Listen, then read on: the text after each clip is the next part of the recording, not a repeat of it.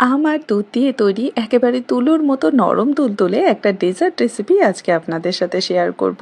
না লাগবে agar agar আর না লাগবে জেলেটিন, একদম ঘরে থাকা সামান্য কয়েকটা উপকরণ দিয়েই তৈরি হয়ে যাবে এই মজাদার ম্যাঙ্গো পুডিং। বিশ্বাস করুন, এই প্রচণ্ড গরমে এই ম্যাঙ্গো পুডিং এক টুকরো খেলেই মন প্রাণ একেবারে ঠান্ডা হয়ে যাবে। আইসক্রিমের থেকে অনেক গুণ বেশি টেস্টি আর মজাদার হবে এই ম্যাঙ্গো পুডিংটা। ছোট থেকে বড় পরিবারের সকলের এতটাই পছন্দ হবে যে তারা আপনাকে বারবার এই ডেজার্টটাই বানাতে বলবে। খুব সহজ একটা রেসিপি, আশা করছি আপনাদের ভালো লাগবে।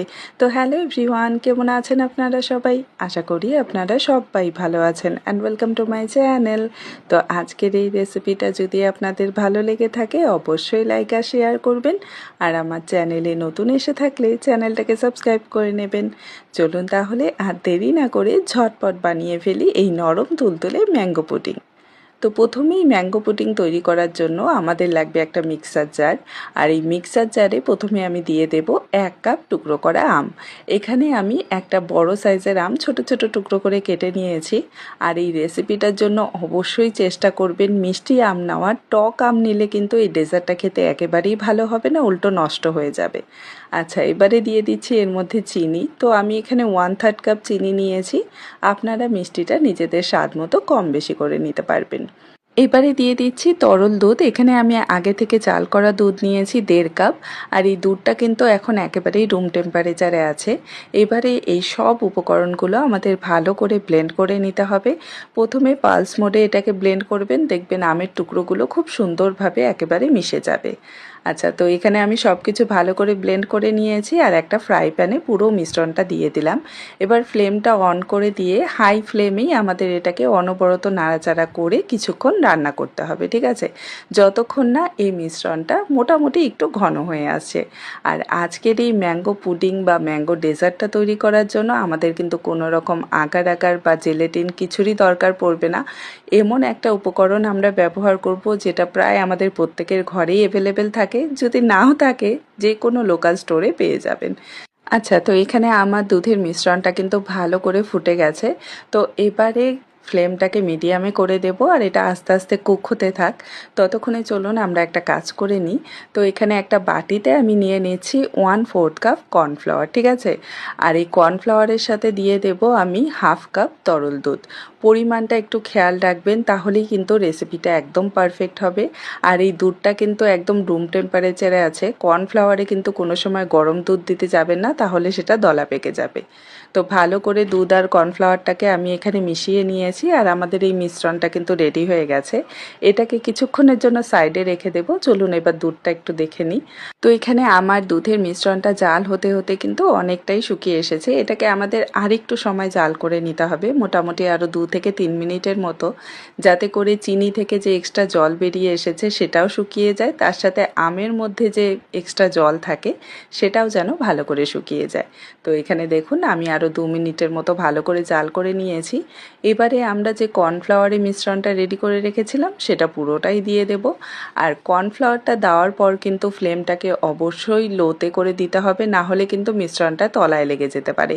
আশা করি আপনারা দেখেই বুঝতে পারছেন যে কর্নফ্লাওয়ারটা দেওয়ার সাথে সাথে মিশ্রণটা কতটা তাড়াতাড়ি ঘন হয়ে যাচ্ছে। তো এবারে আরও 2 মিনিটের মতো আমাদের এটাকে জাল করে নিতে হবে, যাতে কর্নফ্লাওয়ারের কাঁচা ভাবটা একেবারেই চলে যায় আর মিশ্রণটাও আরেকটু ঘন হয়ে আসে।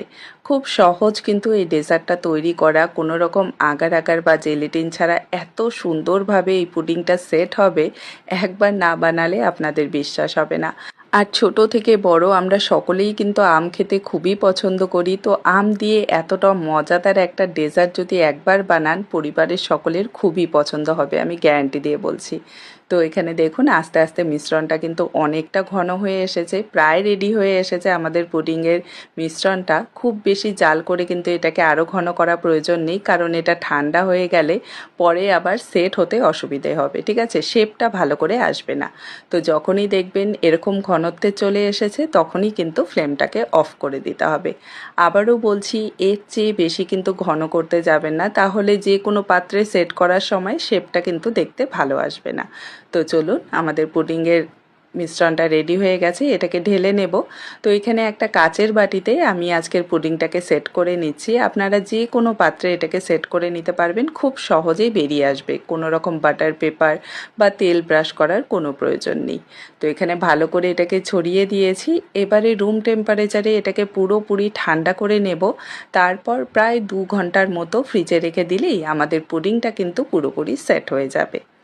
তো এখানে দেখুন আমি ফ্রিজ থেকে পুডিংটা বের করে নিয়েছি। এবারে চাকু দিয়ে সাইডগুলোকে একটু হালকাভাবে ছাড়িয়ে দিচ্ছি, যাতে করে পুডিংটা খুব সহজেই মোল্ড থেকে বেরিয়ে আসে। আর এই রেসিপিটা একবার বানালে আপনারা এই গরমে মানে আমের সিজনে বারবার বানাতে চাইবেন, এতটাই সহজ আর এতটাই খেতে মজাদার। তো এই যে দেখুন কত সহজে এটা বেরিয়ে আসলো, মুখে দিলে একেবারে মিলিয়ে যাবে, এতটা নরম তুলতুলে এই ডেজার্টটা তৈরি হবে। চলুন এবার আপনাদের কেটে দেখিয়ে দিই যে কতটা সুন্দরভাবে এটা সেট হয়েছে, কোনো রকম আগার আগার বা জেলেটিন ছাড়া। এই যে দেখুন, এই প্রচণ্ড গরমে সবসময় কিন্তু আমাদের মন চায় যে কিছু ঠান্ডা ঠান্ডা খেতে, আর বিশেষ করে আমরা আইসক্রিমটাই বাইরে থেকে বেশিরভাগ কিনে আনি। তো বাইরে থেকে কিনে না এনে ঘরেই আমার দুধ দিয়ে এত সহজে একটা রেসিপি যদি আপনারা একবার ট্রাই করেন, আমি গ্যারান্টি দিয়ে বলছি বারবার খেতে চাইবেন, আইসক্রিম তো ভুলেই যাবেন। তো খুব সহজভাবে আজকের এই ম্যাঙ্গো পুডিং বা ম্যাঙ্গো ডেজার্টের রেসিপিটা আপনাদের সাথে শেয়ার করলাম, আশা করছি ভালো লাগবে। আর যদি ভালো লাগে আমাকে কমেন্টে জানাতে কিন্তু একদমই ভুলবেন না। দেখা হবে আপনাদের সাথে আরেকটি নতুন সহজ আর মজাদার রেসিপি নিয়ে। ভালো থাকবেন, সুস্থ থাকবেন, বাই বাই।